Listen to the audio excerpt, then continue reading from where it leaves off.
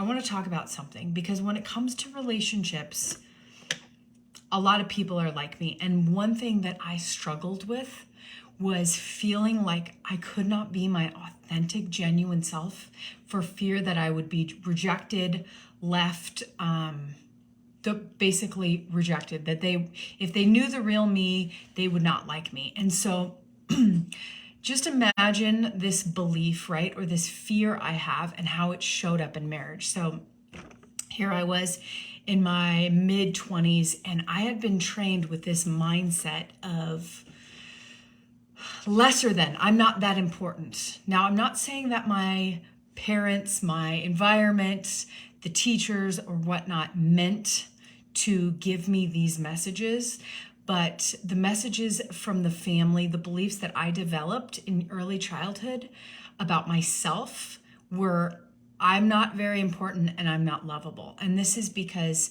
in the family I grew up in, it was a very masculine base. Men are up here, women are down here. So if you had a vagina, you weren't as important. So that was a big one that played in. And then another aspect was it that children are not that important. Like, oop, you're less than, you're a child. Okay, well, the subconscious mind doesn't know time.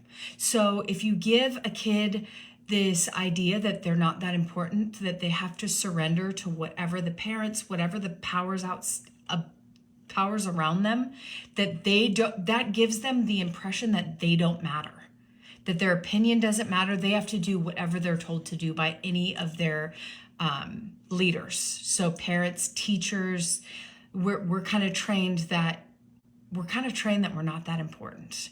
Now things are changing now. I see a difference, but nonetheless, we have to train up little people to feel important, to feel seen and heard, or else they grew up feeling like this. So when I entered into my marriage, and here's my vulnerable share, I did not feel safe to share my vulnerable, my true, my authentic self with my husband. I still wore this mask. Everyone wears a mask. I still wear a mask. I believe we all wear a mask. But recently, because of this leadership program I'm in, it gave me the ability to kind of take my mask off and look at it, examine it, and figure out all the ways I'm being inauthentic to myself. And it causes me to really go inside and ask myself, like, what are my beliefs about me? Because if I'm still believing the old programming that I'm not important and I'm not lovable, then I get to shift that, right? So early on in my marriage, I was showing up this way, like I'm not important. And so I put all of his needs in front of mine. I put all my kids' needs in front of mine. And what happened is I got really bitter. This is what happens. We get bitter when we put ourselves last on our own list. And if we don't rectify it, then this does turn into dis-ease in the body.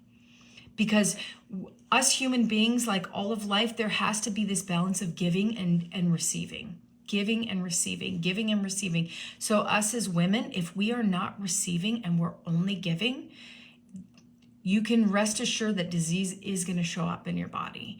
And the results in your life are going to be half-assed because you're not showing up as your full self. You have to recover and you have to be still. You know, we cannot go. Our energy is not like men. We have to have our time of being still and not doing for everyone else, but being served. Right? And so if you're not allowing your husband to serve you, and if you're not allowing your kids to serve you, and if you're not allowing your friends to serve you, and you're not allowing anyone to serve you, but you're just giving, I'm telling you, this is very unhealthy and it will catch up to you. So here's a little practice that you can start today is like sit alone with yourself and ask, how often am I allowing someone to serve me? How often am I asking for help? How often am I allowing someone to give to me? And be honest with yourself. Be so honest with yourself, because I know for a lot of my clients, they don't allow themselves to be served. They put themselves at the bottom of their list. And so it is my job to highlight to them where they get to grow. And that needs to be in the receiving. You need to be able to receive money. You need to be able to receive love. You need to be able to receive according to your own needs. And if that's not happening, then guess what? You're going to have to shift some things in your life. So I really urge you to do this practice.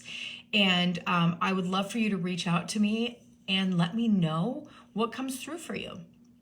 What's coming up for you? What's being highlighted? Where are you not receiving?